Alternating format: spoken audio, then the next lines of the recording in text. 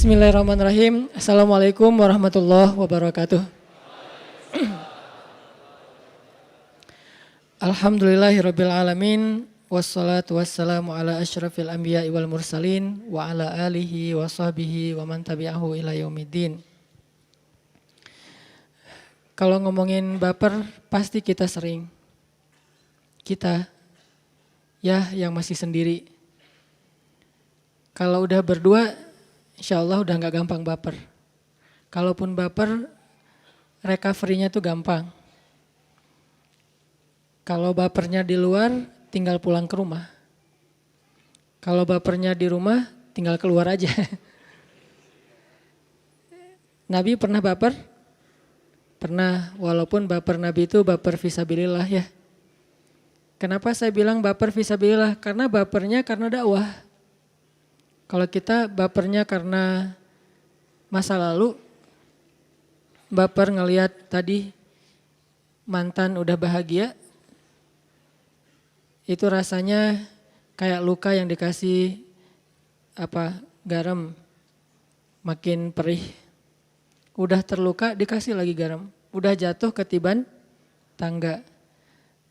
Tapi kalau kita udah bahagia duluan ngelihat mantan udah kayak gitu kan gak terlalu baper ya, biasa aja. Gak nyesel, kenapa? Kita juga udah duluan bahagia. Ini bapernya kita. Kalau bapernya Nabi, baper fisabilillah. Bapernya Nabi itu karena dakwah. Salah satu ayat baper di awal-awal dakwah itu surat Al-Muzammil. Kenapa Nabi baper? Karena di luar tuh banyak yang mencela Nabi, banyak yang memfitnah Nabi, banyak yang menghina Nabi, banyak yang menyakiti Nabi. Akhirnya Nabi sedih, kan baper kan. Akhirnya Nabi sedikit kecewa, nah itu bapernya Nabi. Pulang ke rumah Khadijah radhiyallahu anha. Sampai di rumah, baper itu reda secara pelan-pelan. Kenapa bisa kayak gitu? Pertama reda karena ngelihat wajah Khadijah. Wajah Khadijah itu obat buat Nabi. Kemudian sentuhan tangan Khadijah. Dibelai sama Khadijah, Nabi istirahat, tidur karena Nabi pulang udah malam banget. Udah capek seharian dihina, dicela, dicaci maki, direndahkan, disakiti, dimusuhi seharian. Bayangin keluar habis subuh, cuman pengen berdakwah nih. Pulang-pulang hampir tengah malam. Pulang dalam keadaan hampir gak ada satupun yang beriman. Yang kayak gitu tuh sering Nabi tuh. Ibarat kita dari pagi sampai malam keluar, gak ada 1 rupiah pun yang bawa pulang. Kan baper ya kalau yang kerja nih. Apalagi kerjanya belum tetap, bukan sebagai employee. Sebutlah kayak usaha, dagang. Keluar subuh-subuh, pulang tengah malam, gak ada satupun dagangan yang laku. Nabi juga sering kayak gitu, cuman bukan dagangan, dakwah. Keluar subuh-subuh, pulang malam, gak ada satupun orang yang beriman. Jadi gak ada yang close gitu. Semuanya ya deh, paling-paling gitu. Kayak kita nawar-nawarin apa gitu. Oh ya udah saya ntar ikut. Ntar saya hubungin lagi. Oh ya kayak gitu-gitulah. Kita kayak sales gitu kan. Keluar pagi-pagi ngejual barang, terus akhirnya kasih kartu nama. Orang cuma basa-basi doang mau beli, basa-basi doang akan hubungi kembali, basa-basi doang lagi nggak bawa duit apalah segala macam alasan. Sampai malam nggak ada yang beli satupun. Padahal ada target kalau kita dari perusahaan itu minimal sehari ngejual 2 barang misalnya. Tapi sampai malam nggak ada yang laku, sedih, kecewa, kadang-kadang ngerasa kayak besok perlu keluar lagi nggak? Ngerasa putus asa, kayaknya udah nggak akan berhasil usaha ini atau dagangan ini atau profesi ini. Nabi nggak sampai ke tingkat putus asa, tapi kecewa berat sering. Sedih luar biasa tuh sering. Bukan sedih karena beliau dicelanya nih. Nabi bukan tipe kayak kita yang baper karena dicela, tapi sedih kepada orang yang mencela. Kasihan gitu.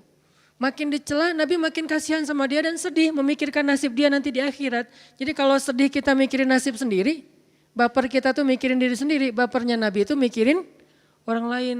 Gimana nanti kalau dia gak terima hidayah, pas dia meninggal gimana nanti di akhirat. Saya gak bisa nolong. Karena kalau gak masuk Islam, Nabi gak bisa nolong, gak dikasih izin sama Allah. Yang dikasih izin cuman orang yang bersyahadat.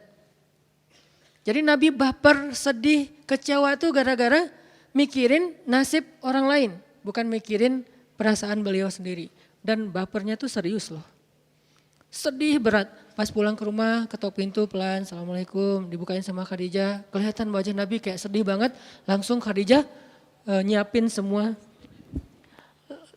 Langsung Khadijah nyiapin semua untuk beri kenyamanan buat Nabi, selimut yang hangat karena puncak musim dingin. Diselimutin sama Khadijah.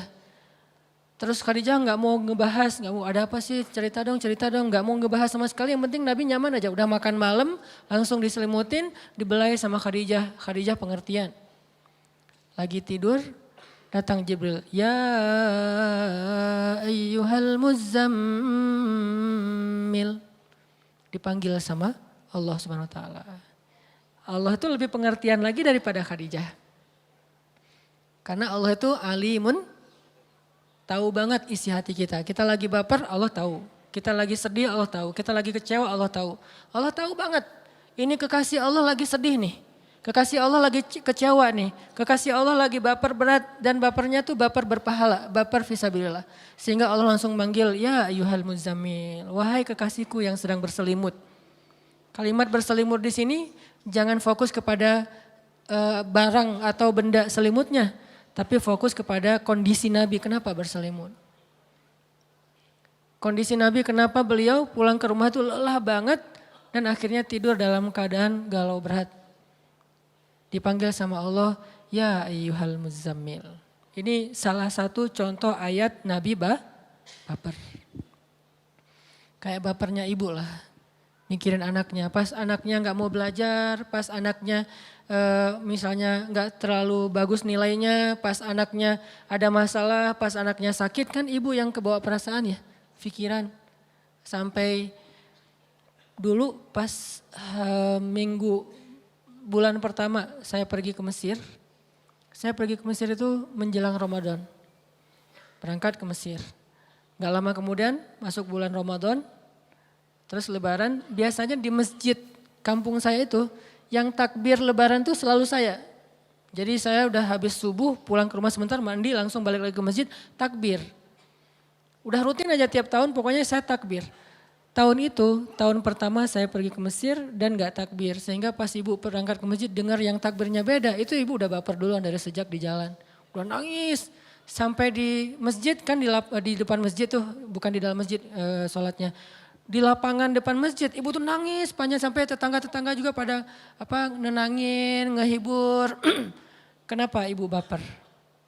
Ibu baper karena mikirin kita di sana lebaran pasti di rantau beda sama di rumah. Di rumah ada opor, ada lontong, ada segala macam. Jadi bapernya ibu itu justru karena mikirin perasaan anaknya. Karena kasihan kepada putranya. Dan kurang lebih seperti itulah bapernya Nabi. Karena mikirin umatnya, karena mikirin nasib umatnya, karena mikirin gimana keadaan umatnya nanti di akhirat. Kurang lebih kayak gitu, jadi baper. Dan ini sesuatu yang kayaknya terjadi dalam kehidupan kita sering.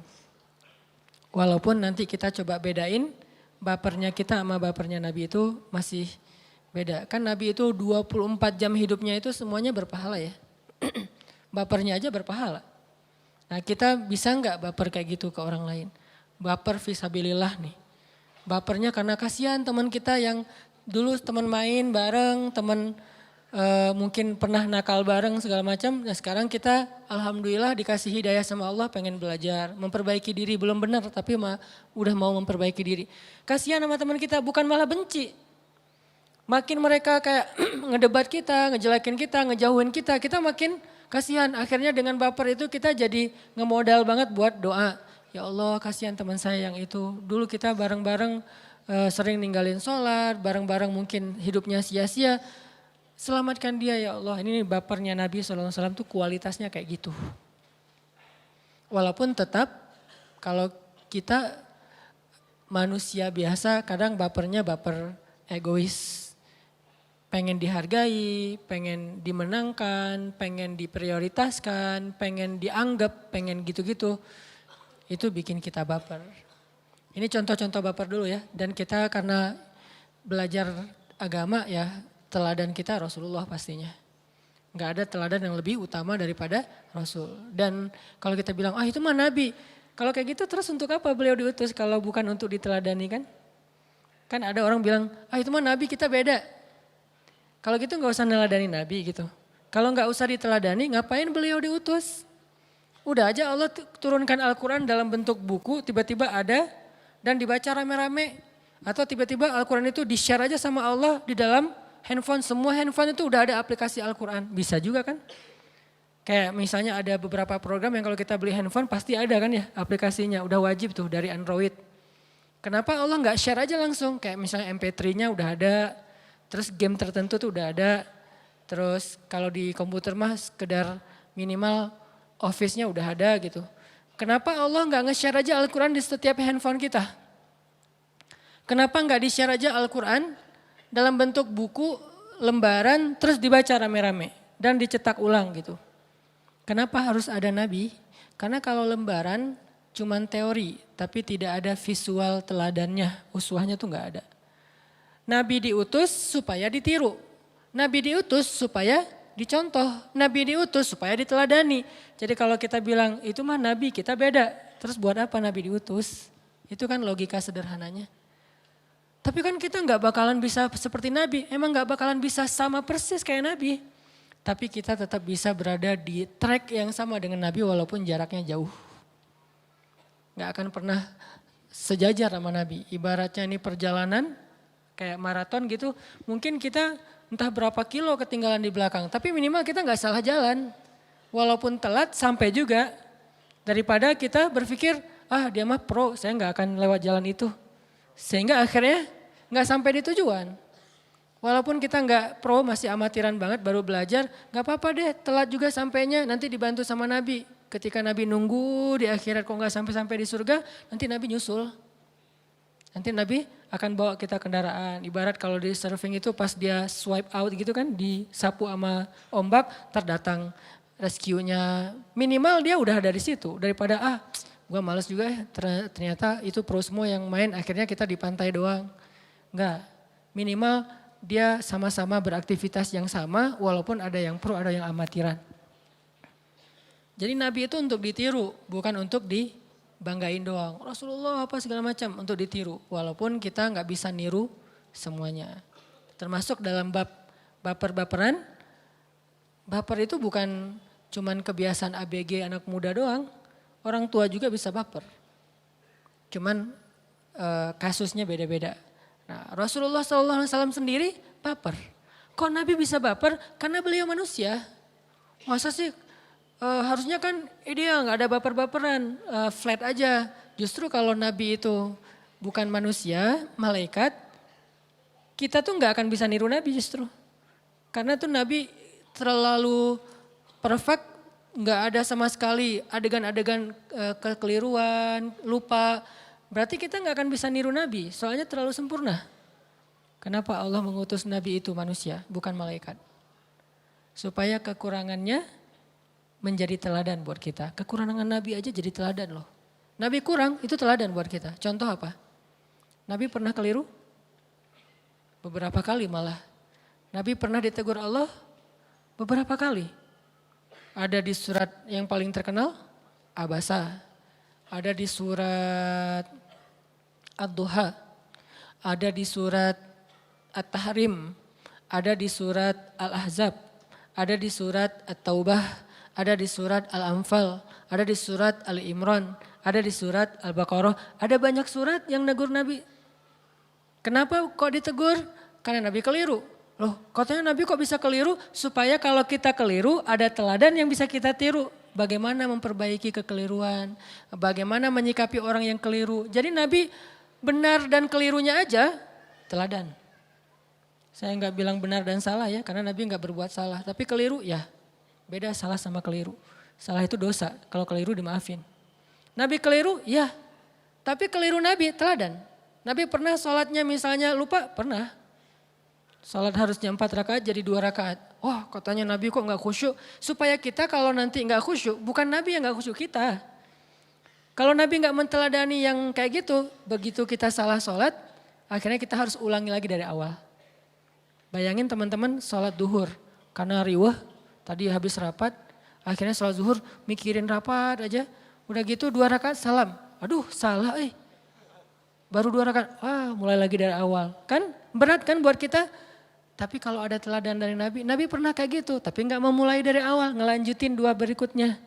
Jadi ringan kan buat kita, justru kelirunya Nabi itu rahmat untuk kita. Nabi keliru, rahmat untuk kita. Supaya kita bisa mencontohi Nabi dalam hal yang sama. Dan itu keringanan dari Allah SWT. Termasuk baper, ada teladannya dari Nabi. Kalau kita nggak bisa baper kayak versi Nabi banget, minimal mendekatilah. Nabi itu paling baper, salah satunya gara-gara dakwah. Dan yang buat Nabi lebih baper lagi apa teman-teman? Sampai turun atau sampai muncul satu fikih baru, namanya fikih kunut nazilah. Itu kan gara-gara Nabi baper kan? Baper terhadap apa? Ada beberapa orang utusan Nabi, sahabat, hafiz Al-Quran yang dibantai sama musuh di Bi'rul Ma'unah namanya. Di sebuah sumur Ma'unah itu mereka tuh dibunuhin sama musuh, dikhianatin. Tadi katanya pengen belajar dakwah. Muhammad utus dong orang ke sini, kita pengen belajar Islam. Begitu diutus, di tengah jalan mereka malah dibantai. Dan mereka bukan para prajurit sehingga bisa ngelawan. Para da'i, para hafiz, para ulama yang bukan megang senjata, megangnya buku, mereka hafalnya Quran, dibantai di tengah jalan. Itu Nabi baper banget. Saking bapernya Nabi, for the first time Nabi melakukan kunut nazilah. Kita baper enggak tentang Palestina?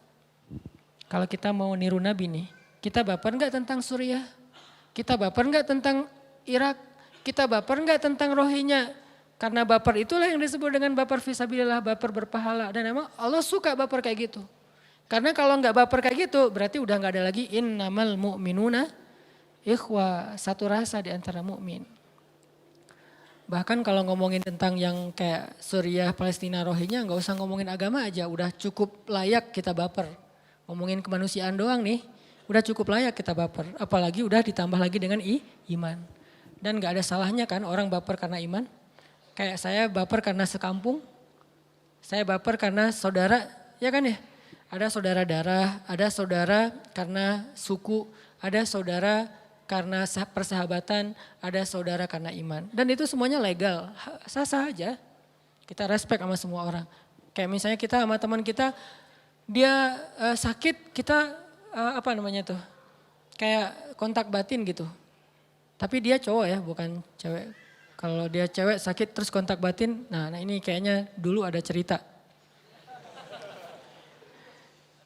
Nah dia sakit kita jadi sedih atau dia ada masalah kita jadi kenapa kita memprioritaskan dia. Terus orang lain bilang emangnya yang bermasalah cuma teman lo doang. Yang lain juga banyak masalah kok, yang lain gak dibantu. Gitu kan suka ada yang nanya gitu. Emangnya bermasalah teman kamu doang. Yang lain-lain tuh banyak masalah loh, banyak utang segala macam. Kenapa kamu cuma bayarin utang teman kamu?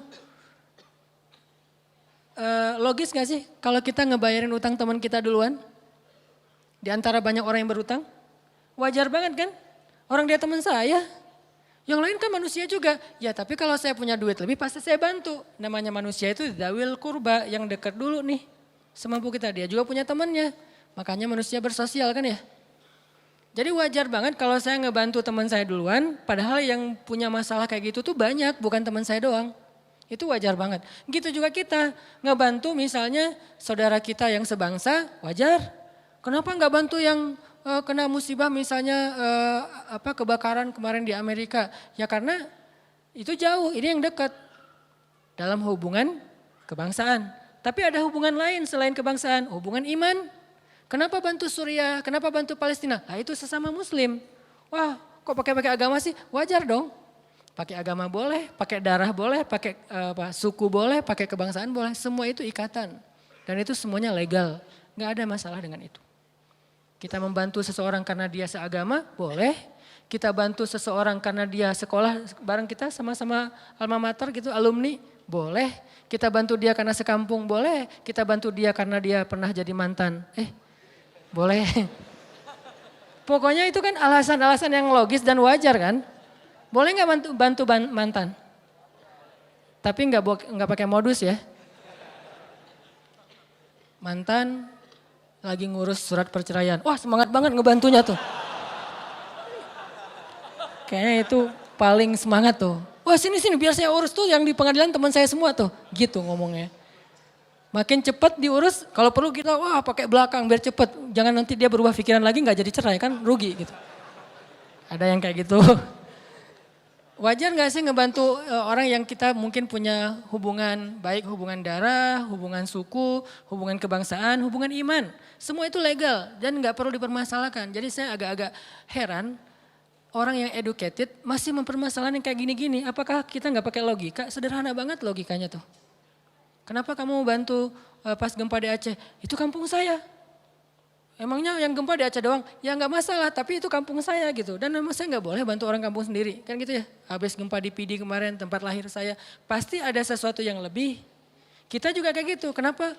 Kayak misalnya saya tuh agak unik tuh. Kalau lagi di sini kangen mie Aceh, pas lagi di Aceh kangen bala-bala sama sama gehu sama gitu-gitulah makanan-makanan kita. Terus kalau di sana tuh kan di restoran lagunya tuh lagu-lagu Aceh gitu kan. Kangen lagu-lagu kayak di restoran Sunda kayak gitu-gitu yang pas acara pengantenan gitu. Aduh kangen ya.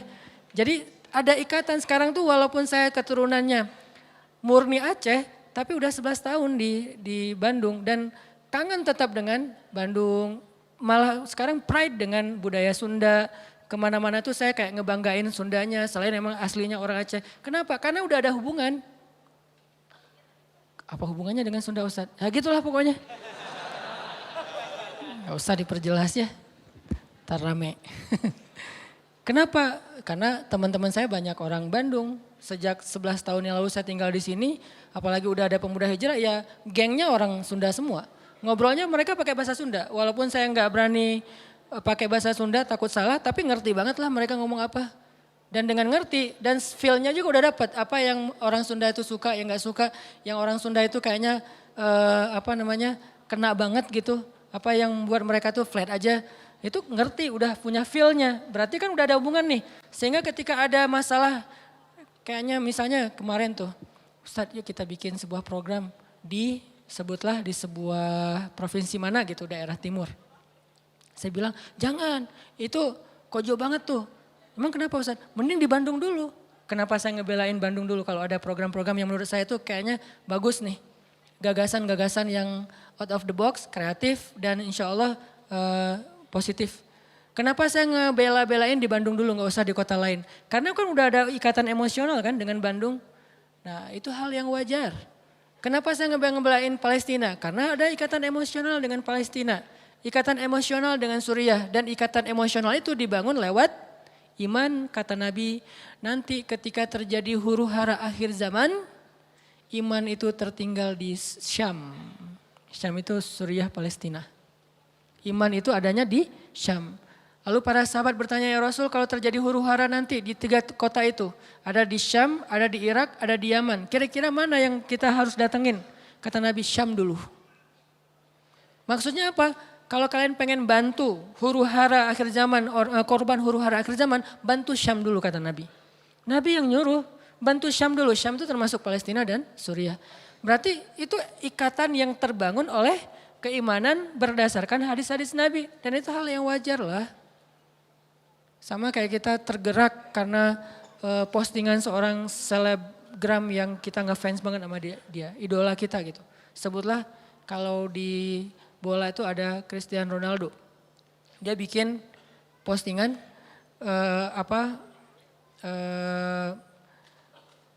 respect dan ngedukung, mensupport korban-korban perang di Suriah misalnya. Dia bilang saya adalah pemain bola terkenal, tapi kalian adalah the real hero gitu. Kalian nggak sendiri, kalian nggak jauh. Sesungguhnya saya bersama kalian, saya mensupport kalian gitu kan. Begitu Ronaldo posting itu kita karena ngefans sama Ronaldo, akhirnya kita donasi juga. Sah nggak sih? Sah-sah aja. Emangnya cuma Suriah? Kenapa Suriah? Karena Ronaldo yang posting. Semua itu hal yang wajar, wajar banget. Itu bapernya Nabi. Nabi itu pernah baper loh sama korban Bi'rul Ma'unah namanya. Nanti kalau teman-teman pengen googling, Coba googling Bi'ru Maunah. Tragedi Bi'ru Maunah. Itu tragedi pembantaian terhadap para penghafal Quran yang jumlahnya cuma puluhan.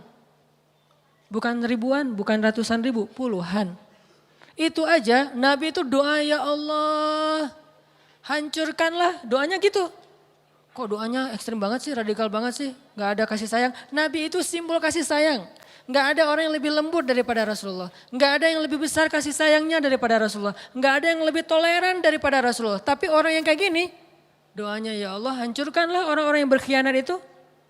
Dan binasakanlah mereka, sesungguhnya engkau maha kuasa atas segala sesuatu. Itu salah satu redaksi dari kunut nazilah. Bukan cuma ngedoain korban, tapi ngedoain atas pelaku.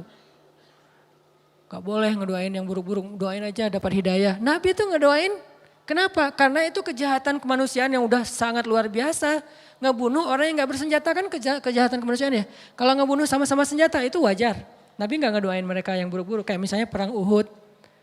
Nabi ngedoain gak? Ya Allah hancurkanlah nih orang-orang yang membunuh saudara saya Hamzah. Kan dalam perang Uhud itu yang meninggal justru paman Nabi, terus Mus'ab bin Umair yang pertama bawa Islam ke Madinah. Kenapa gak ada kunut nazilah di perang Uhud? Karena meninggalnya dalam perang, wajar. Sama-sama pegang senjata. Tapi begitu yang Bi'rul Maunah, yang jadi korban itu gak pegang senjata. Itu kejahatan kemanusiaan namanya. Kalau Hamas sama Israel bertempur, Hamas meninggal, itu wajar. Karena sama-sama pegang senjata. Tapi kalau anak kecil, sampai hancur misalnya tubuhnya, emang mereka pegang senjata. Senjata apa yang mereka pegang? Paling juga senjata mainan. Kenapa mereka jadi korban? Berarti ini kan kejahatan kemanusiaan. Nabi itu kunut nazilah loh. Coba cek nanti di Google. Doa kunut nazilah dari hadis Nabi. Itu isinya tuh luar biasa loh. Makanya mudah-mudahan kita tahu, oh baper itu ternyata ada dalam Islam. Tapi dalam kasus apa gitu. Insya Allah nanti kita bahas lebih lanjut lagi ini setelah sholat Isya. Kita lanjutkan pembahasan tentang baper. Tadi kita masih ngambil contoh-contoh baper yang dialamin oleh Nabi. Sebagaimana istilahnya kan artinya baper bawa perasaan, artinya pakai rasa gitu ya. Dan memang kalau kita baca di Al-Quran itu teman-teman, perasaan kita juga bisa jadi ibadah, bisa juga jadi dosa. Artinya Islam itu mengajarkan kita untuk melibatkan perasaan untuk beramal soleh, bukan cuma fisik. Jadi artinya kita suka sesuatu, kita benci sesuatu, itu sesuatu amal soleh. Kalau suka dan bencinya di tempat yang memang benar. Kayak misalnya kita suka atau berkasih sayang kepada pasangan, kepada keluarga, itu amal soleh. Kalau dengan pasangan flat, plain, gak ada rasa apa-apa, berarti kita tidak beramal soleh dengan perasaan. Nikah biasa-biasa aja gak ada rasa gitu. Sekedar punya status doang. Itu gak ada pahala hati tuh. Cuman paling pahala ya ngasih nafkah, pahala besar pastinya. Terus juga ngebantu kalau misalnya butuh bantuan. Tapi di hatinya tuh gak dapat pahala. Padahal ada pahala yang gak butuh tenaga. Dan pahala yang gak butuh tenaga itu adalah pahala dengan ibadah perasaan. Menyukai dan membenci sesuatu itu berpahala. Kayak kata Nabi, ayyakunallahu wa rasuluhu ahabba ilaihi mimma siwahuma. Ketika Allah dan Rasul lebih disukai, lebih dicintai daripada apapun juga. Kan berarti perasaan nih. Ternyata perasaan kita juga bisa beribadah. Jadi baper ke Allahnya, baper ke Rasulnya. Bukan sekedar status Nabi Muhammad adalah Nabi. Bukan, kita ada rasa ke Rasulullah. Rasa rindu ke Rasulullah itu berpahala. Rasa cinta ke Rasulullah itu berpahala. Rasa takjub, kagum, respek, kasihan kepada Rasulullah itu semuanya berpahala. Terus yang kedua, ayyuhibbal mar'a la yuhibbu illa lillah. Dia mencintai seseorang karena Allah. Berarti kan perasaan juga tuh. Mencintai ulama. Jadi kalau kita sama ulama itu dengki, sama ulama itu kayak iri, sama ulama itu kayak males banget. Jadi kesannya seolah-olah ulama itu apa gitu ya. Nggak ngeidolain ulama seperti kita ngeidolain mungkin seleb siapa misalnya. Ini berarti kita nggak beribadah dengan perasaan kita. Allah ngasih perasaan itu nggak sia-sia, bukan sekedar untuk ngerasa buat diri kita doang. Allah kasih mata bisa jadi pahala. Allah kasih telinga bisa jadi pahala. Allah kasih lisan bisa jadi pahala. Allah kasih tangan bisa jadi pahala. Termasuk Allah kasih hati dan perasaan bisa jadi pahala dan ibadah. Gimana beribadah dengan perasaan dan hati? Yaitu mencintai ulama salah satunya. Bukan sekedar tahu ulama, bukan sekedar dengerin ulama, tapi sampai ke tingkat cinta ke ulama. Bukan cuma pahala tuh. Cinta itulah yang akan jadi alasan nanti di akhirat ulama itu akan nolongin kita. Kan saya sering nyebutin kisahnya. Ulama itu salah satu yang akan dapat izin dari Allah nolongin. Kalau bahasa agamanya syafaat. Bisa nolongin orang-orang yang saling mencintai karena Allah nanti di akhirat. Makanya kemarin pas saya silaturahim dengan guru-guru saya di Aceh. Jadi misi saya pulang kemarin ke Aceh itu kalau bahasa Acehnya sawu gampung, artinya silaturahim dengan keluarga, dengan guru-guru. Saya datang, yang pertama saya lakukan apa? Saya cium tangan guru-guru saya, terus saya bilang beri saya nasihat. Udah gitu yang ketiga apa? Jangan lupa saya nanti ya di akhirat kalau guru-guru masuk surga duluan. Saya request dari sekarang, saya tag tuh. Janji, ya janji. Pastinya awalnya gak akan gitu kan. Enggak lah Ustadz Hanan segala macam basa-basi yang mungkin bukan basa-basi, mungkin mereka ngehargai. Tapi menurut saya tetap aja mereka lebih soleh dari saya. Setidaknya mereka lebih duluan beramal soleh dari saya. Kalau misalnya kita kepedean bilang kita lebih soleh dari mereka, walaupun itu nggak boleh ya. Setidaknya yang pasti mereka duluan beramal soleh daripada kita. Kenapa? Toh kita tahu amal soleh itu dari mereka kan? Berarti mereka duluan nih. Saya bilang kan yang duluan beramal soleh di dunia duluan masuk surga di akhirat. Kok gitu Ustaz? Iya. Wassabiqun as-sabiqun. Wassabiqun. Orang yang di dunianya duluan beramal soleh atau berlomba-lomba dalam kebaikan. Nanti di akhirat sabiqun juga duluan masuk surga. Makanya sabiqunnya ada 2 kali itu. Wassabiquna di dunia. As-sabiquna fil akhirah. Jadi siapa yang di dunia duluan dalam kebaikan, di akhirat duluan kepada surga. Saya pesan, Ustadz, guru kalau misalnya Ustadz duluan masuk surga, ingat-ingat saya ya cari. Pertama mungkin di surga nyarinya, di sistem surga gitu. Kan sistem surga lebih canggih daripada Google.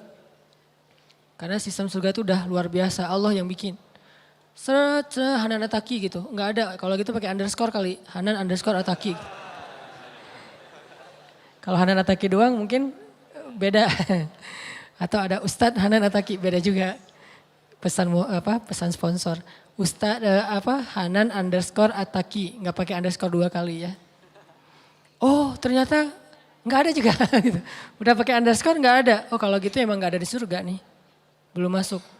Gimana dong? Cari lagi di yang lain. Kalau nggak ada di surga, carinya di padang mahsyar. Jangan buru-buru cari di neraka. Jangan doain yang gitu-gitu tuh ya. Kalau nggak ada di surga, di padang mahsyar lah minimal ya. Saya juga nggak berani lah berandai-andai. Coba cari di neraka, siapa tahu saya ada. Nggak mau saya berandai-andai kayak gitu. Ini andai-andai yang nggak dibolehin. Tapi kalau di padang mahsyar, ya sewajarnya lah. Semua kita pasti kan melintasi padang mahsyar kan. Tapi kalau neraka kan nggak semuanya. Dan kita berharap semua kita di sini nggak ada satupun yang ngerasain. Jangankan api, asap neraka jangan ngerasain. Jadi nggak perlu berandai-andai. Bilang aja. Kalau nggak ada di surga, cari di padang mahsyar. Nanti tanya ke malaikat-malaikat yang bertugas di padang mahsyar. Kan banyak banget malaikat PIC padang mahsyar tuh. Oh ternyata ada tuh lagi di sidang. Masalah apa? Masalah dulu dia suka ngejailin orang misalnya. Dulu pernah manjat pohon di kebun orang waktu dia masih kecil. Atau mungkin dia pernah nyakitin hati dia. Terus dihisap gitu kan ya. Jadi intinya mah mencintai ulama itu pahala tuh. Itu baper melibatkan perasaan yang diridhoi Allah. Jadi jangan berpikir bahwa Islam itu cuma zahir doang. Penampilan, pakaian, jenggot, terus jidat, itu semuanya baik. Dan saya respect banget sama orang kayak gitu. Cuman bukan itu doang, ada batin, zahir batin itu sama pentingnya. Bahkan kadang ada yang masuk surga lewat batin yang zahirnya belum beramal soleh. Ada seorang laki-laki Yahudi kalau nggak salah dalam perang Uhud. Pas terjadi perang, pas dia masuk Islam. Jadi hari kejadian perang tuh dia datang ke Nabi, syahadat, udah selesai syahadat langsung ngebelain Nabi tuh. Jadi pelindung Nabi dalam perang Uhud dan meninggal hari itu juga. Belum pernah sholat 5 waktu. Itu orang yang satu-satunya kayaknya yang masuk surga tapi gak pernah sholat. Loh kok bisa kayak gitu? Apa amal solehnya? Tadi tuh udah iman kepada Allah. Jadi amal solehnya itu di hati bukan di zahir. Di zahir dia gak ngapa-ngapain selain syahadatain. Dia nggak pernah sholat, dia nggak pernah puasa, dia nggak pernah tilawah Al-Quran. Semua yang kita kerjain dia nggak pernah. Satu-satunya amal soleh dia iman, tapi masuk surga. Ternyata amal soleh itu bukan cuman fisik, zahir, tapi juga perasaan. Sehingga baper itu termasuk hal yang penting dalam agama. Harus baper, tapi dalam hal apa? Termasuk tadi Nabi baper dalam dakwah, baper terhadap nasib kaum muslimin. Nabi baper banget. Sehingga Allah juga mengatakan bahwa as-sam'u wal basaru, pendengaran, penglihatan dan fuad, perasaan. Fuad, perasaan. Semuanya mas'ula, akan ditanya nanti di akhirat. Jadi kalau kita ada rasa yang belum move on, padahal udah gak boleh, itu ditanya loh. Kenapa kamu gak bisa move on? Ya Allah, akunnya itu setiap postingan bikin saya baper, gimana saya mau move on gitu ya. Dia makin lama makin cantik, ya Allah masa saya bisa move on? Kan bahaya banget tuh. Kalau kayak gitu berarti perasaannya kan terus menerus berbuat dosa kan. Jadi kita ngerasa sayang kepada orang yang belum halal buat kita, itu setiap hari tuh kita bikin dosa loh teman-teman tanpa kita sadari. Ngerasa doang, kan ngerasa doang Ustaz, gak boleh. Terus gimana caranya? Minta sama ya Allah, hilangkan rasa itu dari dia. Berikan kepada yang layak buat saya. Ternyata tiba-tiba hilang rasa itu dan diberikan nanti pas udah akad nikah. Bisa kayak gitu. Daripada kita sibuk dengan rasa kepada orang yang udah punya pasangan, pas nikah rasa kita kepada yang kita nikahin gak ada, kan kita 2 kali dosa. Pertama, mencintai orang yang gak boleh kita cintai. Yang kedua, kita nganggurin orang yang harusnya kita cintai kan ya. Jadi zalim kan? Berarti dosanya double. Ternyata perasaan juga ditanya teman-teman. Fuad namanya. Fuad itu artinya rasa, hati atau jantung. Pokoknya rasa lah di dalam diri kita. Oh berarti baper itu emang boleh dalam Islam. Tapi buat apa? Makin kita kasih sayang kepada orang yang layak kita sayangi. Makin kita cinta kepada orang yang layak kita cintai. Makin besar pahala kita. Mencintai Rasulullah itu pahalanya gede banget. Mencintai pewaris Nabi yaitu ulama, pahalanya gede banget. Jadi ulama itu perlakukanlah dia benar-benar sebagai Nabi di tengah-tengah kita. Karena kan kata Nabi al-ulama warasatul anbiya, ulama itu pewaris Nabi. Dan ditambah lagi ulama itu wali-wali Allah di muka bumi. Jadi siapa yang membenci ulama berarti dia membenci kekasih-kekasih Allah. Siapa yang membenci ulama, memfitnah ulama, menjelek-jelekan ulama, menzolimi dan mencurangi ulama, berarti dia menjelek-jelekan, menzolimi, mencurangi dan mengkhianati Rasulullah SAW. Karena pewaris Nabi itu bukan keluarga beliau, pewaris Nabi itu ulama. Dan Nabi tidak mewariskan harta, tapi Nabi mewariskan ilmu, yaitu agama. Jadi kalau kita ngaku umat Nabi, wajib kita mencintai ulama, wajib hukumnya, wajib. Gak boleh gak cinta. Apalagi sampai benci, lebih gak boleh lagi tuh. Gak cinta aja gak boleh, harus cinta sama ulama. Tapi cinta ulama ini kan beda sama cinta dengan pasangan ya. Jangan cinta ulama terus dipegangin tangannya, diapain. Ustadz, Masya Allah. Jangan gitu aja, terus ulama digini-giniin, gak gitu-gitu amat juga sih. Cinta kan beda-beda ya, ekspresi cinta ya. Ekspresi cinta sama pasangan, gitulah. Ekspresi cinta sama ulama gitu deh. Ekspresi cinta sama Rasul ya gitu. Ekspresi cinta beda-beda tuh ekspresinya. Ekspresinya aja yang dibedain tapi rasanya sama. Kan gak boleh kita mencintai sesama muslim, kan ada kalimat saling mencintai karena Allah kan. Terus kata Nabi sunnah kalau kita cinta sama seseorang itu ngapain? Sampaikan ke dia, bilang kalau kamu tuh cinta sama dia. Tapi dia di sini tuh laki-laki, perempuan. Nah ekspresinya nggak usah berlebihan sampai gimana, bahaya itu. Ntar jadi terjebak kepada kaum Nabi apa gitu kan ya. Jadi mending boleh kan mencintai sesama laki-laki tapi dengan ekspresi apa? Karena Allah bilang ana uhibbuka fillah, aku mencintaimu karena Allah. Kalau kita geli berarti kita nggak tahu hadisnya. Pas dapat SMS, akhi aku mencintaimu karena Allah, geleh. Terus tiba-tiba jadi geleh gitu kan ya, dihapus, diblok. Nggak usah gitu, ekspresinya aja bedain. Kita mencintai karena Allah itu, saya banyak banget orang yang saya cintai karena Allah. Dan saya berharap dia mencintai saya balik karena Allah. Kenapa? Emang layak dicintai, orang soleh, ahli tahajud. Kenapa saya cinta sama dia? Saya paksain, saya harus cinta sama dia. Saya perhatian sama dia, kalau dia butuh apa-apa saya datengin. Salah satunya ada di Tasik. Saya sering cerita yang dulunya supir angkot. Terus juga akhirnya ikut bareng sama saya, kan dulu saya suka usaha-usaha gitu kan. Jual beli mobil bekas bareng sama dia. Terus jual pulsa, ada 60 cabang pulsa di Bandung, belum ada Alfamart dulu. Bareng sama dia, terus main di properti bareng sama dia. Kenapa? Karena saya pengen bantu dia di dunia supaya dia bantu saya di akhirat. Terakhir sekarang dia udah pindah ke Tasik. Saya telepon, Pak ngapain di Tasik? Lagi mau sekarang buka-buka warung jualan kayak gitu. Saya samperin ke Tasik, saya bantu apa nih? Bisa ngeringanin apa nih beban Bapak? Supaya nanti dia di akhirat nggak ke Tasik 1000 kali lipat Tasik. Saya lagi jauh di sana, lagi perjalanan pada masyarakat yang tertati-tati. Karena dia nih ahli tahajud, ahli tilawah, hatinya bening. Saya baru baca Al-Quran 1 ayat, dia udah nangis duluan. Saya baca aja gak nangis, dia yang denger nangis. Orang soleh banget.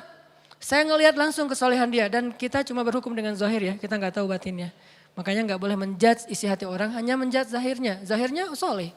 Ya udah saya berharap, saya datang ke Tasik, saya jalan ke nyetir sendiri ke Tasik.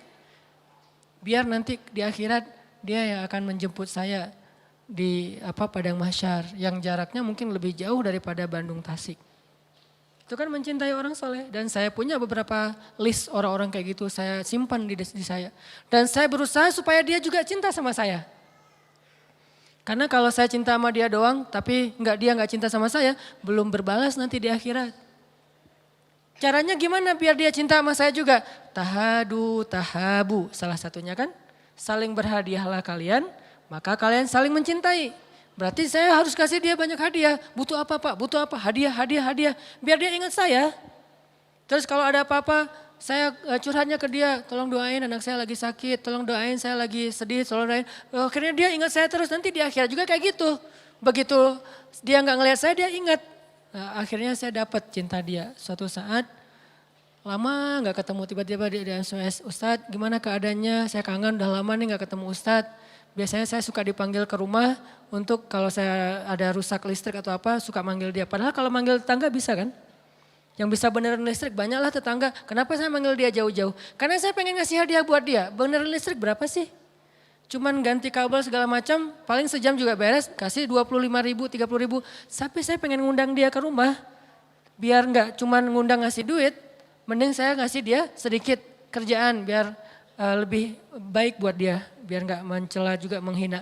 Pak saya listriknya rumah lagi rusak nih, datang kasih 500.000 misalnya. Biar dia ingat sama saya di dunia. Nanti di akhirat dia juga akan ingat. Ternyata benar di dunia dia ingat, lama gak ketemu dia SMS duluan. Ustadz kemana aja, udah lama ya gak ketemu, kangen nih. Mudah-mudahan kangen di dunia itu menjadi indikasi nanti dia akan kangen juga di akhirat. Gak ketemu 6 bulan aja kangen, gimana gak ketemu 1000 tahun. Pasti akan lebih kangen lagi. Jemput. Bayangin yang jemputnya satu rombongan pakai truk. Tiba-tiba di akhirat ada satu truk besar, datang itu orang-orang soleh semuanya. Ngejemput siapa Pak? Satu rombongan, ngejemput Hanan Ataki. Bayangin yang ngejemputnya itu orang soleh semua kan ya. Kumpulkanlah satu truk orang-orang kayak gitu, kita cintai mereka. Bikin mereka cinta juga sama kita. Tahadu, tahabu, kasih hadiah, kasih ini, kasih itu. Bukan saya ya, karena saya ngerasa, bukan ini demi Allah bukan basa-basi. Saya tuh belum merasa soleh untuk layak jadi orang yang bisa nolongin orang di akhirat, enggak. Nih saya ngomong kayak gini biar teman-teman nyari deh. Nyari di luar tuh banyak banget orang-orang soleh yang teman-teman udah lihat. Kalau ini kan bukan, ngomong di depan tuh kan bukan indikasi kesolehan ya. cuman ada sedikit sesuatu yang bisa di-share ya share. Belum tentu juga saya paling soleh. Tapi kalau teman-teman ngelihat ada yang emang udah istiqomah, sholat 5 waktu dijaga, bukan hanya ibadah ya, akhlaknya juga baik ke orang lain, care, ngalah, sabar, maafin. Ada orang kayak gitu, kejar tuh orang. Nanti dia akan kejar kita nanti di akhirat. Cari tuh orang, nanti dia akan cari kita di akhirat. Ini kan ngelibatin perasaan, ibadah-ibadah hati nih. Baper nih. Nah baper-baper kayak gini nih yang harus kita bangun nih. Selain baper kayak Rasulullah, baper kepada kaum muslimin yang sedang tertindas, padahal cuma beberapa puluh orang. Bayangin Suriah itu udah lebih dari 500.000 orang yang jadi korban sejak Arab Spring. Lebih 500.000 orang. Masih kurang cukup jumlahnya untuk bikin kita baper. Kalau itu juga nggak baper, kayaknya kita perlu mempertanyakan lagi, masih ada perasaan gak sih di hati kita? Karena Allah, itu wajib baper menurut saya. Dan itu sangat legal, sangat wajar. Kalau ada yang bilang itu radikal, mana ada radikal? Yang radikal justru Rusia tuh yang ngebom-bom anak kecil di Suriah. Yang radikal justru Bashar Assad tuh yang membiarkan rakyatnya dibom sama negara lain. Kan itu rakyatnya dia. Kenapa dia ngedukung Rusia? Itu yang radikal, korban bukan radikal. Dan kita simpati kepada korban, masa disebut radikal? Emang kita ngebom siapa? Kita nyakitin siapa? Enggak kan? Kita cuma pengen bantu saudara kita yang kesakitan. Saya lihat banyak banget postingan tuh. Kan saya coba lihat nanti saya following siapa. Salah satu yang saya following kan yang emang update ya berita dari sana. Biar saya makin baper. Dan baper itu bikin saya makin sering berdoa dan bersyukur, nggak banyak ngeluh. Karena ternyata di sana jauh lebih susah hidupnya daripada kita. Saya nge-following itu, buat self reminder lah. Buat ngingetin diri saya biar nggak gampang ngeluh. Begitu ada masalah dikit, masalah pribadi, lihat itu, wah masalah pribadi saya kecil dibandingkan ini. Nggak jadi terlalu berat sedihnya. Gampang recovery. Barusan aja habis sholat isya saya dapat lagi postingan terbarunya, anak kecil tuh. Kepalanya tinggal sebelah, dijajar, semuanya kena. Itu yang korban semalam pemboman dari pesawat tempur Rusia. Apa enggak baper? Rasul aja cuma berapa puluh orang baper sampai kunut nazilah, ini 500.000 orang. Ada lagi tuh kasus Nabi baper berat. Sampai ada adegan pengusiran dari benteng Bani Qainuqa apa Quraidah? Qainuqa kalau nggak salah. Kan ada 3 benteng Yahudi kan ya, Nudair, Qainuqa dan Quraidah. Ada seorang cewek muslimah lagi belanja di pasar Yahudi. Sama anak-anak muda Yahudi diisengin. Orang Yahudi ini kan gak ngelihat laki-laki dan perempuan, disamain. Jadi yang paling menghargai perempuan itu justru Islam loh. Cuman kita kemakan sama propaganda mereka kan, Zionis. Akhirnya kita anggap Islam itu yang paling gak adil sama perempuan. Gak ada cerita itu, justru yang paling adil sama perempuan itu Islam. Menghormati perempuan banget. Bukti paling gampang ketika ditanya siapa orang yang paling berhak saya berbuat baik ya Rasulullah, ibumu. Kalau udah gitu siapa lagi ya Rasul? Ibumu. Udah ibu, siapa lagi ya Rasul? Ibumu. Setelah itu baru ayahmu, coba. Itu paling sederhana lah. Dan banyak banget hadis senada kayak gitu yang gimana Islam menghargai cewek. Salah satu adegannya ada perempuan muslimah lagi belanja di pasar Yahudi. Jadi ada mall milik orang Yahudi. Datanglah cewek muslimah belanja di situ, standar lah kayak kita juga belanja. Lagi belanja dikerjain. Kan tayangan-tayangan barat tuh banyak yang usil ya, ngerjain orang di jalan, di mall segala macam. Saya paling gak setuju tayangan kayak gitu. Bayangin kalau istri kita, istri saya. Pasti teman-teman belum tahu ya rasanya gimana kalau istrinya diganggu orang. Belum tahu sebagian besarnya, nanti akan kerasa tuh. Begitu ada tiba-tiba telepon nyasar ngejar-ngejar istri kita terus gitu kan ya. Langsung kita angkat. Terus marah-marah, siapa lo? Mau ketemu sama saya? Cih, sosok gaya. Pas datang orangnya gede banget, ya udah deh maaf. Suka gitu kan. Nah ini muslimah lagi belanja di mallnya Yahudi. Diikat, maaf dia lagi transaksi di kasir gitu, roknya di bawah roknya tuh diikat pakai tali terus diikatin ke atas. Sehingga pas muslimah ini jalan, roknya kesingkap, malu kan?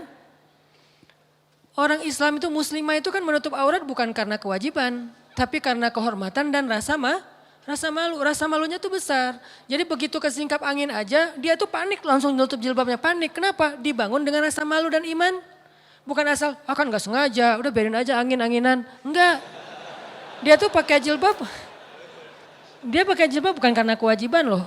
tingkatan muslimah sejati ya. Dia menutup aurat itu bukan karena kewajiban. Oh, Allah yang suruh, bukan cuma itu. Emang ada rasa malu di hatinya. Kelihatan satu helai rambut aja tuh udah panik tuh. Jalan ada angin, kesingkap dikit langsung panik. Oh, gimana gitu. Kok panik-panik amat sih?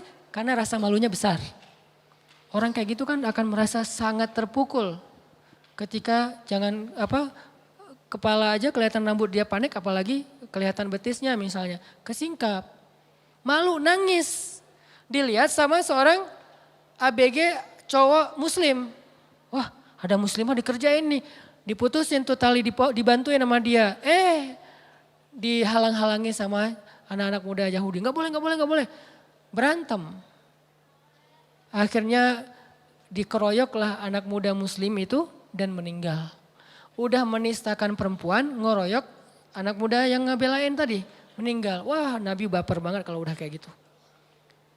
Kata Nabi, kita kepung benteng mereka. Kalau udah bab perempuan, Nabi sangat menghargai. Kita kepung benteng mereka.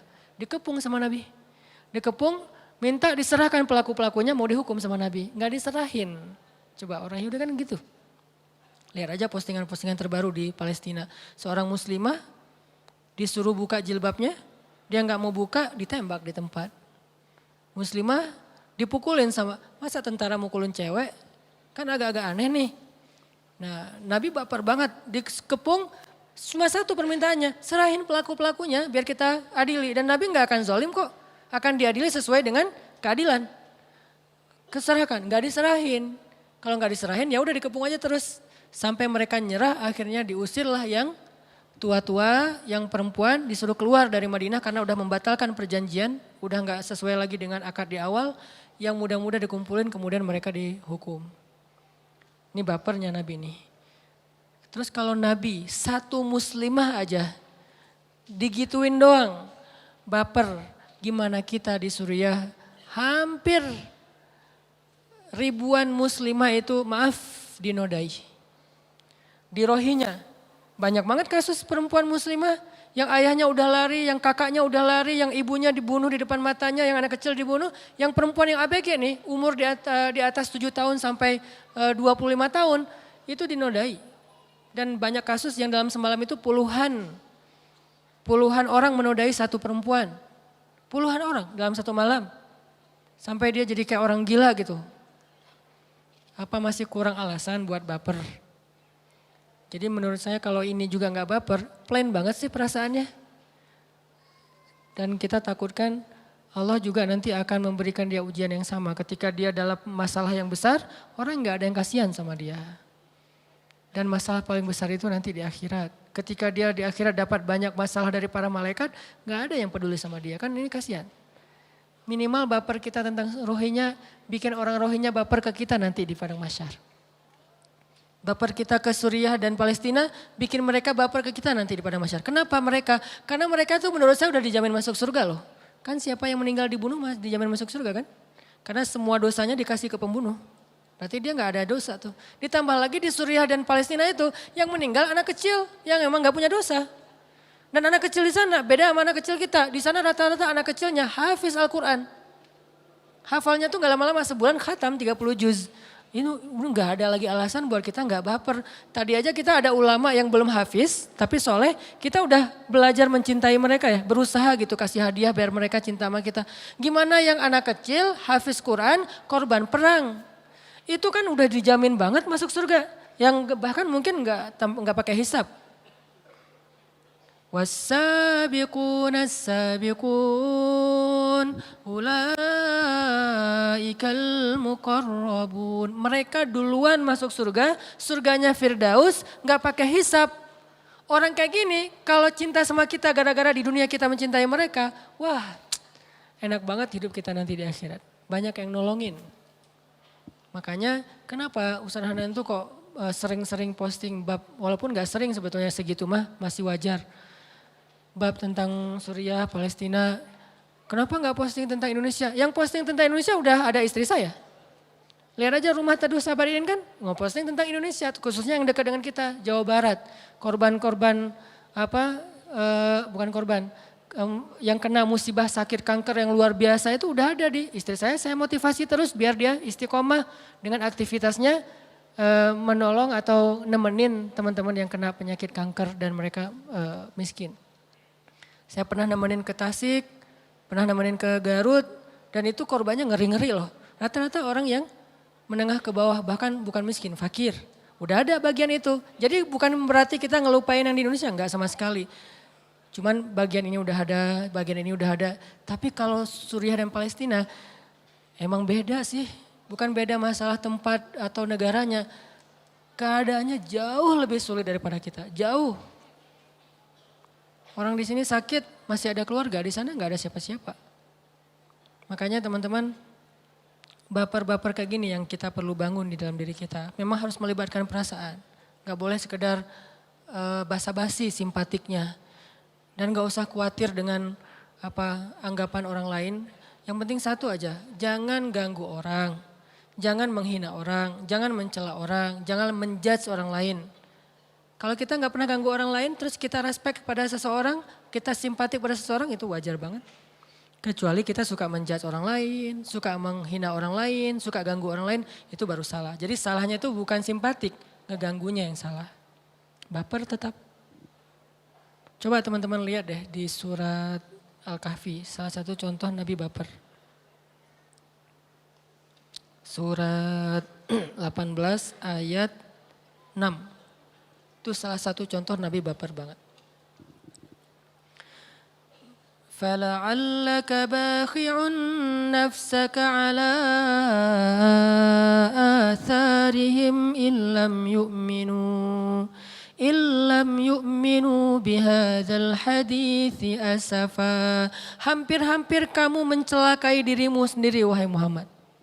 Saking bapernya Nabi tuh. Maksud mencelakai, saking bapernya Nabi sampai sakit tuh. Nabi itu berdakwah tuh benar-benar soulful banget. Ada yang nolak, sedih beliau. Ada yang nolak sedih, bukan sedih ke dirinya, sedih ke orang lain. Saking sedihnya bikin Nabi sakit. Berhari-hari sakit, malam gak bisa tidur, jadi kurus. Sampai Allah bilang, Muhammad kalau gini-gini terus lama-lama kamu bisa celaka nih. Kenapa Nabi kok baper berat? Gara-gara orang tidak beriman. Kok bisa gitu? Karena Nabi udah ngelihat neraka. Kalau kalian tahu apa yang saya tahu gitu kan, maka kalian akan banyak menangis daripada tertawa. Maksudnya, untungnya kita gak ngelihat apa yang dilihat Nabi. Jadi masih bisa happy-happyan, seru-seruan, have fun, ketawa. Coba kalau kita ngelihat neraka kayak Nabi dan Jibril. Jibril itu kan sejak ngelihat neraka gak pernah berhenti menangis. Nangis aja terus sampai Nabi Muhammad nanya, saking seringnya Jibril nangis. Jibril kenapa? Kenapa kamu nangis? Kata Jibril, gimana saya gak nangis ya Rasulullah? Sejak saya melihat neraka, saya merasa sangat takut dan merasa sangat kasihan kepada orang yang diazab di dalam api neraka. Ini bapernya Jibril, bapernya Rasulullah. Makanya Nabi kasihan banget, kayak kita kasihan ke teman kita yang misalnya sebutlah dia akan ke satu daerah, yang di daerah itu banyak penyakit, yang di daerah itu banyak masalah, banyak perampok segala macam. Pas dia berangkat ke sana tuh kita sedih, gimana ya nasib dia nanti di sana ya, gimana dia ya nanti akan hidup di sana. Kan kita mikir ya, Nabi itu mikir banget tentang umatnya. Itulah bapernya Nabi. Kalau kita nggak bisa baper ke orang lain, minimal keluarga kita dulu. Ibu kita, ya ibu belum belajar Islam nih, gimana ya caranya biar saya bisa ngajak ibu ke taklim, ngajak ayah saya ke taklim, ngajak kakak saya ke taklim, ngajak sahabat saya ke taklim. Baper ke teman-teman dekat aja dulu. Kalau nggak bisa umat Islam yang atau manusia sedunia, yang dekat-dekat aja dulu. Ini bapernya Nabi. Kedua, baper terhadap korban kezaliman. Kayak dulu saya baper banget, ada seorang bapak di Bekasi atau di mana gitu, Depok apa Bekasi. Yang beliau sholat berjamaah di masjid, terus dituduh nyuri amplifier ya. Padahal dia teknisi gitu, terus dibakar hidup-hidup. Itu kan saya langsung panas badan saya saking stresnya mikirin orang itu. Kasihan banget ya, ditambah lagi ada berita bahwa dia punya anak masih kecil-kecil. Itu gak kebayang, itu kan kita baper ya. Itu harus terbangun dalam diri kita. Karena kalau yang kayak gitu-gitu udah gak ada lagi di hati kita. Terus yang membedakan kita dengan makhluk Allah yang lain apa? Kan manusia itu unggulnya justru karena perasaannya. Perasaannya lebih dalam daripada malaikat, daripada hewan, lebih dalam manusia loh. Sehingga kita wajib baper dalam masalah itu. Kalau ada baper-baper yang kayak masalah hubungan, masalah percintaan, itu mah cemen lah baper-baper kayak gituan. Kecuali buat pasangan. Walaupun gak ganggu juga sih. Baper kayak gitu masih gak ganggu. Minta aja sama Allah, ya Allah ya muqallibal qulub, yang membolak-balikan hati itu. Jangan sampai saya rasanya itu kayak gitu-gitu, gak penting banget. Masa kita jadi gak bisa tidur gara-gara mantan, kan gak keren banget kan. Nah mantan mah lagi bulan madu, tidurnya nyenyak, kita gak bisa tidur. Meriang gitu. Dia sakit dikit ada yang belai, kita meriang-meriang gak ada yang beliin obat, gak ada yang ngasih makan. Kan gak keren banget nih. Jadi kayak konyol menurut saya, jadi gak usah deh yang kayak gitu-gitu mah. Gak enak banget, baper ngeliat orang lain apa misalnya, biasa aja lah. Justru yang kayak gitu-gitu agak sedikit plain. Tapi kalau ke pasangan yang udah halal itu harus dalam. Harus bilang apa misalnya segalanya lah gitu-gitulah pokoknya. Nah ini kalau kita bisa menempatkan baper kita di tempat yang tepat, insya Allah kita kayak beribadah setiap hari walaupun tidak ruku dan sujud. Beribadah perasaan. Oke, itulah teman-teman contoh-contoh baper yang diajarkan Islam, diajarkan Rasulullah SAW. Saya ulangi, 1, baper apa tadi? Karena dakwah, ngajak teman kita. 2, baper untuk orang-orang yang terzolimi. Kita sedih, kita simpatik, kita kasihan, kita ikut ngerasain itu. Innamal mu'minuna ikhwah. 3, baper mencintai dan membenci sesuatu karena Allah. Cintai ulama salah satunya. Karena di Indonesia ini sekarang salah satu krisis di Indonesia menurut saya nih. Kita udah gak terlalu respect lagi sama ulama. Itu krisis tuh. Kalau di Jawa Timur tuh masih keren loh. Jawa Timur itu atau di Jawa Barat yang bagian Garut, Tasik ya. Itu respect ke ulamanya tinggi dan itu keren. Tapi di beberapa tempat respect ke ulamanya udah hampir gak ada. Ulama tuh dianggap kayak sama dengan kita. Dikritisi, dikomentarin macam-macam, dijelek-jelekin kalau perlu. Gak boleh kayak gitu dengan ulama. Masa Nabi nyampain hadis terus kita komentar. Gak usah ngomong aja. Nabi nyampein hadis kita bilang, jangan teori doang gitu-gitu kan ya. Ini kan agak-agak gimana gitu. Dan ulama gak nyampein kecuali Al-Quran, hadis mau dikomentarin, kan gak layak. Dan orang yang mengkomentari ulama, Allah udah menegur mereka di surat Luqman. Wala tusa'ir khaddalaka inna ankaral aswad la sautul hamir. Sungguh suara yang paling buruk itu suara keledai. Apa maksud dari peribahasa itu? Itu kan peribahasa Al-Quran. Seburuk-buruk suara adalah suara keledai. Maksudnya apa? Keledai itu kan simbol hewan yang bodoh di dalam Al-Quran. Seperti di surat Al-Jum'ah. Dia bawa banyak lembaran tapi gak ngerti apa-apa. Itu keledai.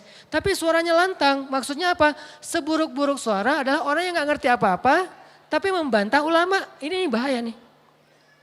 Ulama nih, MUI ngeluarin fatwa. Kita bilang saya gak setuju sama MUI. Emang saya siapa? Kecuali saya juga ulama. Saya sebagai misalnya ketua ormas apa. Gak setuju dengan MUI. Selevel nih. Tapi kita orang awam gak setuju dengan ulama, emang kita siapa? Kecuali kita bilang gini, saya ngikutin ulama ini aja deh. Bukan ulama yang itu, boleh. Karena ulama macam-macam kan. Kita mengikuti salah satunya. Tapi kalau kita menentang ulama dengan pendapat kita, itu gak level. Gak layak lah. Sehingga coba teman-teman kita mulai menghargai para ulama. Baik ulama itu yang ngetrend di media atau ulama yang mungkin guru-guru kita di musola, di masjid, yang guru-guru kita di sekolah, yang ngajarin kita Al-Quran, hadis. Bagaimana dengan yang ngajarin kita sains, itu guru. Tetap kita hargai. Tapi ulama yang mengajarkan ayat dan hadis itu lebih utama lagi. Karena emang itulah pewaris Nabi. Jangan mencela ulama. Jangan merendahkan ulama. Kalau nggak sanggup ngomong yang baik tentang ulama, diam. Kalau nggak sanggup ngomong yang baik, diam aja. Mudah-mudahan dengan kayak gitu kita nanti di akhirat ada yang nolongin. Pede gitu mau masuk surga dengan amal sendiri. Kalau saya enggak. Makanya tadi saya ngandelin orang soleh yang ada di Tasik itu. dan orang soleh yang ada di Jakarta. Syekh Thorik Faris namanya, guru saya di Mesir. Beliau nikah sama teman istri saya orang Jakarta, itu andalan saya banget tuh. Syekh butuh apa Syekh? Syekh butuh. Terus yang di Aceh, kemarin saya datang, dia butuh teh saya ambilin. Walaupun cuma sekali-kali doang kayak gitu, tapi saya pengen caper di depan dia, emang caper. Bukan caper depan followers ya, Ustaz Hanan gitu banget ya, hebat ya ke guru. Bukan caper ke followers, caper ke guru. Supaya apa? Biar guru itu ingat saya. Kan muridnya banyak. Mana yang diingat? Kalau enggak yang paling pintar, yang paling bawang kan yang diingat. Nah saya mah enggak dua-duanya. Pintar enggak, bawang-bawang amat juga enggak. Biasa-biasa aja pertengahan. Jadi guru tuh bisa dibilang enggak ingat sama saya. Kenapa enggak ingat? Karena enggak ada kelebihan, juga enggak ada keunikan. Jadi saya nggak unik-unik amat karena mungkin di sekolah mungkin suka bolos, suka cabut, suka apa. Nggak unik. Juga nggak pintar-pintar amat yang kalau disuruh ke depan pasti maju. Enggak, biasa-biasa aja sampai guru lupa. Emang kamu pernah jadi murid saya? Sampai gitu. Terus gimana biar saya diingat? Ya caper kan. Saya harus caper, saya harus apa gitu. Sehingga mudah-mudahan kalau saya sedikit agak-agak riak dalam tanda petik. Supaya guru saya tahu, Ustaz saya gini-gini, saya dakwah sekarang, Ustaz dan segala macam. Biar dia, oh iya ya berarti saya punya murid yang kayak gini, alhamdulillah dia ingat. Nanti di akhirat dia juga ingat ke saya. Itu baper ya, mudah-mudahan bermanfaat. Dan pesan moral yang utama adalah jangan baper dulu kepada lawan jenis kecuali setelah akad nikah. Hubungannya apa Ustaz? Nggak ada hubungannya sih. Keingat aja barusan itu penting ya. Kenapa? Panjang lagi nih. Kenapa? Karena kalau udah baper duluan belum nikah, nanti pas udah nikah agak-agak plain. Apalagi ngebanding-bandingin, jangan. Udah aja tahan dulu sekarang. Tapi Ustadz enak rasanya tuh Ustadz kayak gitu-gitu. Enak apaan? Enaknya cuma sebentar, setelah itu wah masa dibahas. Pengen bunuh diri lah, kelilingin sungai Nil lah, pengen loncat dari apa lah, kan gak enak tuh. Gak usah lah kayak gitu-gitu mah. Udah aja, ternyata saya tahu sekarang, oh ternyata setelah menikah masih bisa meluapkan perasaan itu yang luar biasa. Oh ya udah nikah aja. Ustaz belum direstui, ya pelet. Enggak boleh, haram ya. Barakallahu li walakum, mudah-mudahan ini bermanfaat. Allahumma ighfir lana dzunubana wa liwalidayna warhamhuma kama rabbayana shighara. Ya Allah, ampunkanlah dosa-dosa kami ya Allah. Janganlah Engkau tutup hati kami karena dosa-dosa kami di masa lalu ya Allah. Janganlah Engkau jauhkan kami dari orang-orang soleh karena terhalang oleh dosa-dosa kami ya Allah. Jangan Engkau cabut Al-Quran dari hati kami karena dosa-dosa kami ya Allah. Jangan Engkau cabut keberkahan ilmu dari hati kami karena dosa-dosa ya Allah. Jangan Engkau cabut rezeki yang halal dan keberkahannya karena dosa-dosa ya Allah. Ilahana, ampunkan dosa-dosa kami, terima taubat kami. Kami bukanlah orang yang layak untuk Engkau sayang. Tapi jika Engkau tidak menyayangi kami, siapakah kasih sayang lebih besar daripada kasih sayang-Mu yang kami harapkan ya Allah. Meskipun kami tidak layak, kami tetap memohon kepadamu, sayangi kami ya Allah. Perhatikan kami ya Allah, pandanglah kami dengan kasih sayang-Mu ya Allah. Istimewakanlah kami di sisi-Mu ya Allah. Jadikanlah kami termasuk orang-orang yang Engkau ridhoi ya Allah. Ilahana, cabutlah masalah dan musibah dari hidup kami ya Allah. Jangan Engkau biarkan masalah dan musibah itu terus menerus membuat kami sedih, membebani kami. Karena tidak ada yang bisa mengangkat masalah dan musibah dari hidup seorang makhluk kecuali Engkau ya Allah. Ilahana, Engkaulah yang membolak-balikan hati. Tetapkanlah hati kami dalam keimanan. Engkaulah yang memunculkan rasa cinta dan benci. Jadikanlah kami hanya mencintai apa-apa yang Engkau ridhoi. Mencintai Engkau ya Allah. Mencintai Rasul-Mu ya Allah di atas apapun juga. Mencintai orang tua ya Allah. Mencintai pasangan yang sudah halal, mencintai keluarga, mencintai sahabat karena Engkau, mencintai ulama karenamu ya Allah, dan tidak mencintai seseorang kecuali karena Engkau saja ya Allah. Ilahana, tolonglah saudara-saudara kami di seluruh dunia. Tolong saudara-saudara kami di Palestina, tolong saudara-saudara kami di Irak, Tolong saudara-saudara kami di Syam. Tolong saudara-saudara kami di Rohingya. Tolong saudara-saudara kami di seluruh Indonesia yang sedang menerima musibah dari-Mu ya Allah. Kuatkanlah hati mereka, kuatkanlah kesabaran mereka, dan berikanlah kami kesempatan untuk bisa menolong mereka di dunia, sehingga kelak mereka yang akan menolong kami di akhirat. Ilahana, beri kami ilmu yang bermanfaat, ilmu yang menambah iman dan amal solih, ilmu yang memperindah akhlak kami, bukan ilmu yang sekedar menjadi wawasan di dalam benak kami, menjadi hafalan dalam pikiran kami, dan menjadi teori yang kami banggakan dan kami jadikan sebagai perdebatan di antara kami. Jadikanlah ilmu kami, ilmu yang bisa kami amalkan, ilmu yang semakin mendekatkan kami kepada Engkau, ilmu yang menambah keyakinan kami kepadamu, ilmu yang memperindah akhlak kami kepada sesama manusia. Ilahana, beri petunjuk-Mu kepada pemuda-pemuda Islam di Indonesia. Beri petunjuk-Mu kepada pemimpin-pemimpin kami. Beri taufik dan kasih sayang-Mu kepada ulama-ulama kami. Pertemukanlah kami lebih banyak orang-orang soleh ya Allah. Dan berikan kami kesempatan untuk mencintai mereka dan dicintai oleh mereka. Sehingga kelak mereka akan menolong kami di padang mahsyar. Ilahana, jadikanlah majelis kami majelis yang Engkau rahmati. Dan perpisahan setelahnya perpisahan yang Engkau jaga dari dosa-dosa. Rabbana atina fid dunya hasanah wa fil akhirati hasanah wa qina adzabannar. Subhanakallahumma wa bihamdika asyhadu an la ilaha illa anta astaghfiruka wa atubu ilaik. Assalamualaikum warahmatullahi wabarakatuh.